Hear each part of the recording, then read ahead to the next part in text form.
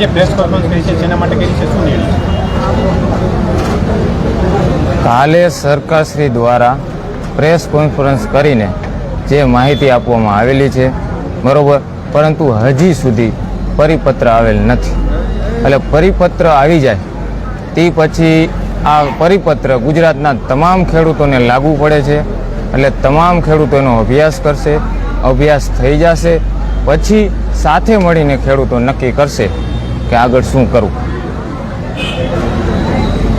અત્યારે આજની તારીખે આંદોલન ચાલુ રહેશે કે કેમ? એ મહત્વની વાત તમારું શું કહેવું? જ્યાં સુધી પરિપત્રની નકલ સર્ક્યુલર ન મળે ત્યાં સુધી આ ઉપવાસ છાવણી ચાલુ છે.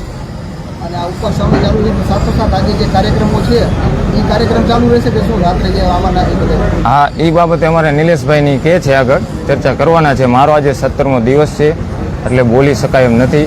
આગળ હવે નિલેશભાઈ બધું કહે છે. સરકારે એવું કે સરકારે આજે જાહેરાત કરી છે એને લઈ અને તમે શું કહેશો? આ જાહેરાતને તમે કઈ રીતે જોવો? અત્યારે હાજી બોલ. સરકારે જે જાહેરાત કરી છે એ મૌખિક કરી છે. જ્યાં સુધી એને એમેન્ડમેન્ટ એટલે કે પરિપત્ર રૂપે GR રૂપે અમારા હાથમાં ન આવે અને ખેડૂતો ગુજરાતના આખા ખેડૂતોએ સમગ્ર ખેડૂતોએ જે સમર્થન આપ્યું છે એની ટૂંક સમયમાં મિટિંગ બોલાવવામાં આવશે, ચર્ચા કરવામાં આવશે અને ત્યારબાદ આગળ વધવામાં આવશે. અત્યારે જે જાહેરાત થઈ છે પ્રાથમિકોનો અભ્યાસ કર્યો છે તમે લાઈવના માધ્યમથી ગમી રીતે આપના તમારી એક માંગણી સંતોષ એવું લાગે છે કે નહીં? તમે આ જે અત્યારે જાહેરાત થઈ છે એને કઈ રીતે જોવો છો? આપના ટીવીના માધ્યમથી જ અમને મેસેજ મળ્યા છે મીડિયા મિત્રો દ્વારા જ, અને એનું અમે ફક્ત લેસન કર્યું છે. પણ જ્યાં સુધી ઓન પેપર ગવર્મેન્ટ એપ્રુવેડ ના આવે ત્યાં સુધી વેલિડ ગણાય નહીં. એટલે આવ્યા પછી અને ગુજરાતના ખેડૂતો સાથે સમગ્ર ખેડૂતો સાથે ચર્ચા વિચારણા કર્યા પછી આગળ વધશું. તમે જાણો છો કે શું જાહેરાત થઈ? તમે જે 6 માંગણી મૂકી હતી એમાંથી એક માંગણી સંતોષાણી હોય એવું લાગે છે કે નહીં? ના, અમારી માંગણી જે છે અત્યારે તમારી એની સામે જે આપ્યું છે એ તમને યોગ્ય લાગે છે કે નહીં? અમારી માંગણીઓનો અહીંયા ક્યાંય સમાવેશ થતો નથી. છતાંય અમે ખેડૂતો સાથે ચર્ચા કરશું ને આગળની રણનીતિ બનાવશું. કેટલા દિવસમાં ચર્ચા કરી? કેટલા દિવસમાં? 1 થી 2 દિવસમાં. 1 થી 2 દિવસ. અને આજનો કાર્યક્રમ જે હતો તે કાર્યક્રમ ગામમાં એક અવસાન થયેલ હોવાથી અનિવાર્ય સંજોગોના કારણોસર રદ કરીએ છીએ. અવસાન 2 દિવસ પહેલા થયું. કાર્યક્રમ થાય તો આજુબાજુના ગામડા અને મોટું ક્રાઉડ થાય, એના પરિવાર અહીં બાજુમાં જ રહે છે તો એ સારું પણ ન લાગે. એટલે ગ્રામજનોની મિટિંગ કરેલ અને ગ્રામજનોએ નક્કી કરેલ કે આપણે આવડો મોટો કાર્યક્રમ નથી કરવો, એ કારણોસર અમે રદ કરીએ છીએ. હાલ તો જે ગામથી લોકો આવે છે એ પ્રોસેસ કેવી રીતે? સોરી, ગામથી જે સમર્થનમાં આવે છે એ લોકો જે બાઇક રેલીની જે નક્કી કરેલા છે એ કરવામાં આવે જે અગાઉથી કાર્યક્રમો ફિક્સ કરેલા છે નાના નાના ગ્રામ્ય લોકોના, એ તમામ કાર્યક્રમો રાબેતા મુજબ ચાલુ રહેશે અને છાવણી પણ રાબેતા મુજબ ચાલુ રહેશે. આજે અકાબાઈ દ્વારા પત્રકાર પરિષદ કરવામાં આવી છે. અકાબા દ્વારા અત્યારે અમદાવાદમાં પ્રેસ કરવામાં આવી છે અને એમાં કહેવામાં આવ્યું છે કે નિલેશ એરવાડિયા છે એ સરદાર છે અને ખેડૂતોને એમને મૂર્ખ બનાવ્યા છે.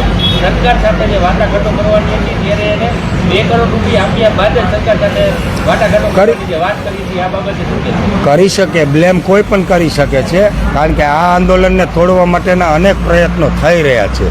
મને કરોડો રૂપિયાની ઓફરો થયેલી છે, ધાક ધમકીઓ થયેલી છે. એ પોતપોતાની ઈચ્છાની વાત છે. કોના ઉપર કેવો બ્લેમ કરવો, પ્રૂવ કરવું એ મહત્ત્વનું હોય છે. આ આંદોલન તોડવા માટેના તમામ પ્રયાસ થઈ રહ્યા છે, પણ ગુજરાતના ખેડૂતો જાગી ગયા છે.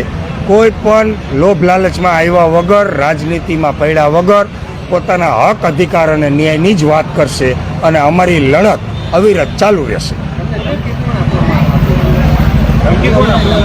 અજાણ્યા માણસો આવી અને લાલચ આપે છે કરોડો રૂપિયાની, અજાણ્યા માણસો આવી અને ધાક ધમકીઓ આપે છે, ખેડૂતોના સ્વાંગમાં આવે છે સેલ્ફી લેવા માટે અને એક બાજુ બોલાવી અને ધમકીઓ આપે છે, લાલચો આપે છે. આવું બધું તો થતું જ હોય આંદોલનમાં.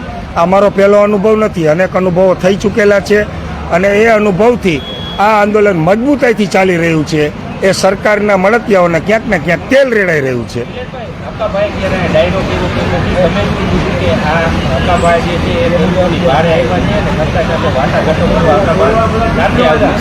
એ બાદ હવે અકાભાઈ પ્રેસ કરી છે ને એને આંદોલનને લઈ અને ઘણા બધા સવાલો. એ મોટો હકાભા કોઈ તો હક્કાભાઈ એવું પણ કહે છે કે આરામ કરવો પડશે. એરવાડિયા રોડે ઉપવાસમાં બે છે ત્યારે એને ખાઈ પીને બેસવાની વાત કરી છે, પાર્ટી કરીને બેસવાની વાત કરી છે. આ ગંભીર આક્ષેપો લઈ છે. આક્ષેપ કોઈ પણ લગાવી શકે છે. અહીંયા જે મેડિકલ ટીમ છે એ અમારી પ્રાઇવેટ નથી, સરકારશ્રીએ નિયુક્ત કરેલી મેડિકલ ટીમ છે. દર 3-4 કલાકે એ લોકો અમારું મેડિકલ કરે છે. જેને પણ શંકા કુશંકા હોય એ અહીંયાથી અમારા રિપોર્ટ લઈ શકે છે.